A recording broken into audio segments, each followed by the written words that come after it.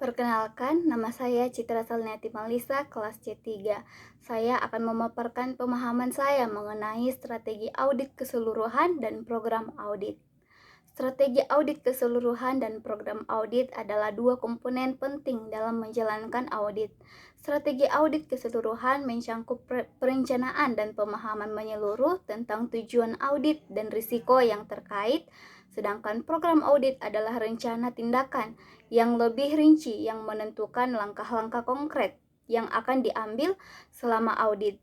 Berikut adalah beberapa materi penting yang berkaitan dengan strategi audit keseluruhan dan program audit. Yang pertama, tujuan audit meliputi menjelaskan tujuan dari audit yang akan dilakukan, mengidentifikasi tujuan utama serta tujuan tambahan yang mungkin. Yang kedua, pemahaman bisnis dan lingkungan risiko meliputi menganalisis bisnis dan lingkungan di mana entitas beroperasi, mengidentifikasi risiko-risiko yang dapat mempengaruhi entitas tersebut. Kemudian yang ketiga, identifikasi area audit meliputi menentukan area atau aspek bisnis yang akan diaudit, memahami proses, sistem, dan aktivitas yang terkait dengan area tersebut. Yang keempat, perencanaan sumber daya meliputi menentukan sumber daya manusia, waktu, dan teknologi yang diperlukan untuk melaksanakan audit. Yang kelima, menentukan pendekatan audit meliputi memilih jenis audit, misalnya audit finansial, audit operasional, atau audit kepatuhan. Kemudian menentukan metode dan teknik audit yang akan digunakan.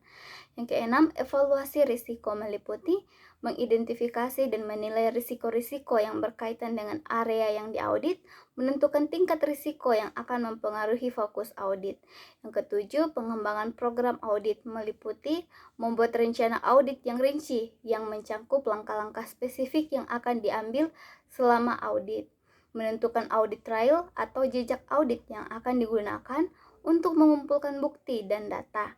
Kemudian yang kedelapan, pengujian internal kontrol meliputi melakukan pengujian terhadap kontrol internal yang ada dalam entitas untuk memastikan keandalan laporan keuangan atau proses bisnis lainnya.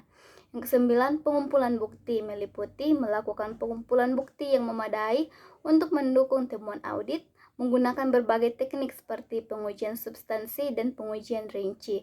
Yang kesepuluh, analisis temuan dan pelaporan meliputi menganalisis temuan audit dan menilai dampaknya terhadap entitas, menyusun laporan audit yang berisi temuan, rekomendasi, dan hasil audit.